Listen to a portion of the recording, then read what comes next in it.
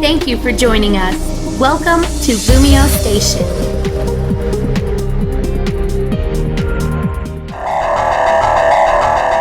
What is up, LumioseStation, and welcome back to an episode of the Pokémon DataDex with me, TheOneIntegral. Last week, we covered the one and only Scarf God, Pelipper, and as usual guys, I asked you to choose between two more Pokemon. Last week it was Flygon or Altaria. Overall, Flygon was the winner, so that's the one we're covering today. Now, as you guys might remember, we're coming up to another multiple of 5 in terms of the number of episodes, and as you might remember or know, every 5 episodes I cover a Mega Evolution. So guys, next week we'll be covering a Mega Evolution if and only if we hit the like goal for this video, which is 650 likes. Last time it was 500 and we hit just over that. So this time I really want to push for 650, so be sure to smash that like button guys, because you don't want to be the one person that makes everyone else not get a Mega Evolution, if you get what I'm saying there.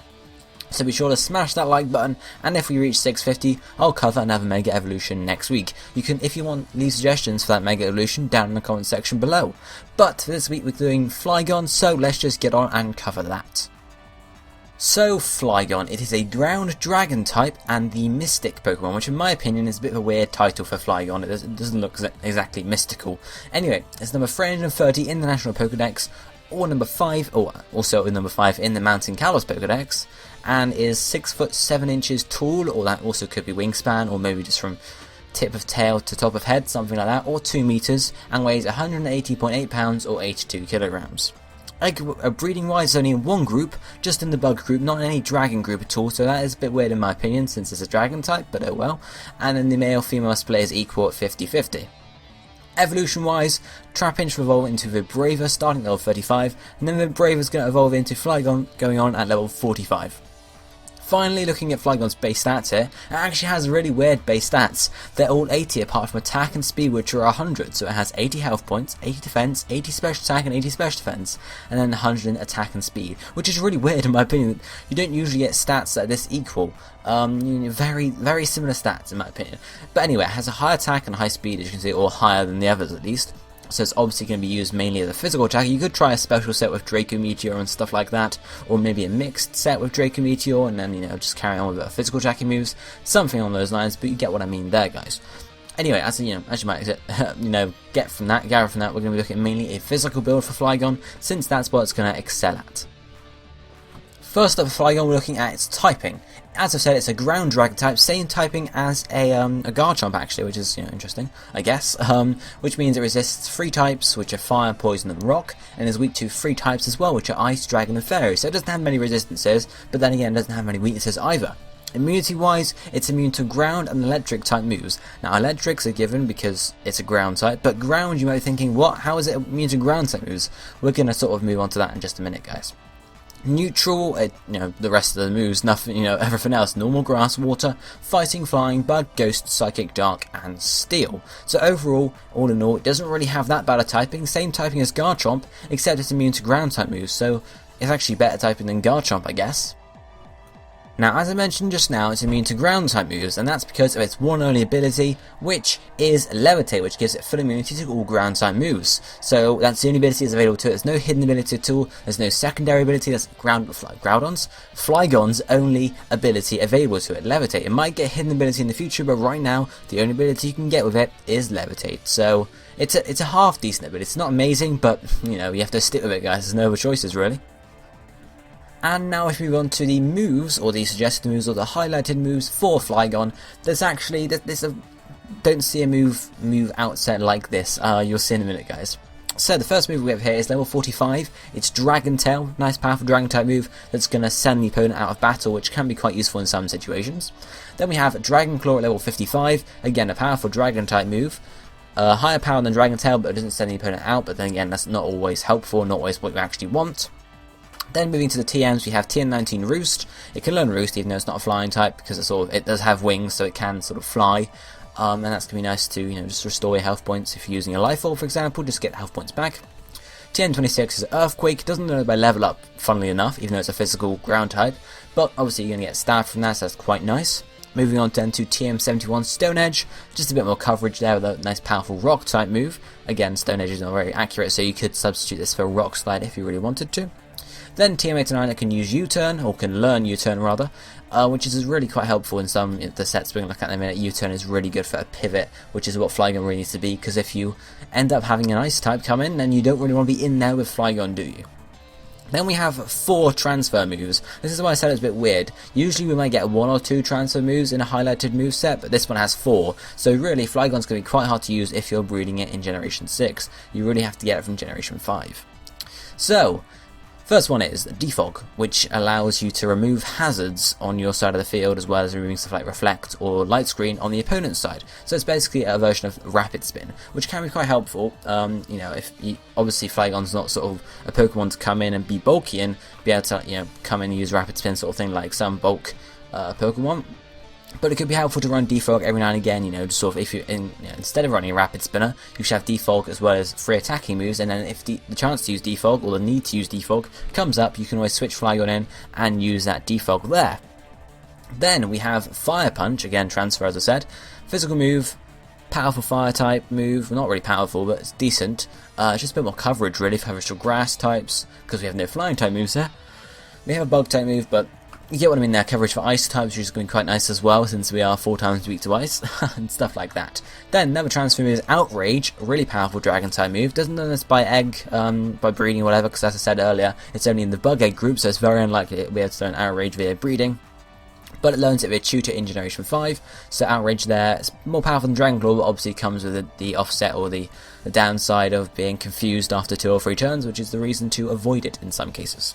Finally, for the transfer moves, we have Super Power, which is again a powerful fighting type move. Lowers your attack and your defense when you use it, so it has to be sort of careful. You could, as sort of mentioned earlier, run this with a mixed set, so you have Super Power and Draco Meteor. You could use Draco Meteor, it's going to lower your special attack and then focus on physical attacks, or you could use Super Power first off, lower your physical attack, and then move on to the special attacks. Something along those lines. But those are the highlighted moves for Flygon. As I said, you really need to be getting this Pokemon from Generation 5. It's going to be quite hard to breed a good set in Generation 6, unfortunately, until at least the tutors come along, hopefully in Omega Ruby and Alpha Sapphire, if not in Pokemon Z or any sequel we get. So, if we now move on to these sets for Flygon, got 2 sets here. Well, really, it's 3 sets, but 2 of them can combine very easily. So, moveset for the first set is Outrage or Dragon Claw. Really depends what you want. We'll talk more about that in a second, really. Then we have Earthquake, Superpower or Stone Edge, and finally U-turn. Ability is Levitate, as we have to have it. Nature is Adamant or Jolly, because that depends on the held item, which is a choice band or a choice scarf. If you're using a band, you really want to run Jolly for the extra speed. If you're running a scarf, you can run Adamant because you're already speedy enough, you can get the power off. EV wise, you can have maximum attack, maximum speed, and the rest in health points, because that's what you want to be. You want to be fast, you want to hit hard, and then the rest can just go in health points, or one of the defenses if you want to have a tiny bit more bulk in there. So the choice of Outrage or Dragon Claw, it doesn't really matter too much, because obviously you're going to be choiced into the move when you come into battle. So if you're planning to be in battle for maybe 1 or 2 turns, you could run Outrage and then use that, and once you're sort of once you're confused, you can switch out. Or obviously if you want to stay around for a bit longer, you can run the Dragon Claw to stay in and hit Dragon Claw after Dragon Claw. Obviously with Fairy types you have to watch out as well, so you might not want to get locked into Outrage just so they can switch into a Fairy type and screw you over in that sense. Then we have Earthquake, obviously nice powerful stab, good coverage all round, just want to watch out for flying types and the levitators. Then we have Superpower or Stone Edge. Stone Edge is a bit, less accurate, so you could run Rock Slide there, which could be helpful. Superpower is going to help you have a bit more coverage against, for example, Steel types, but then again you have Earthquake for those. Dark types, you have U-turn if you don't want that. U-turn, as usual for most choice band, choice scarf sets or whatever, is a pivot. If you go into the battle and you're in a bad position, or you predict them switching into another Pokemon, you could just go for the U-turn, switch out, and you'll be sort of one step ahead sort of thing. Already mentioned the nature there. Really depends on the held item. You could run Adamant and Choice Band. You just got to be careful that obviously you don't be as fast, so you can get outsped a bit more, so you might then risk the chance of actually dying before you can get some moves off.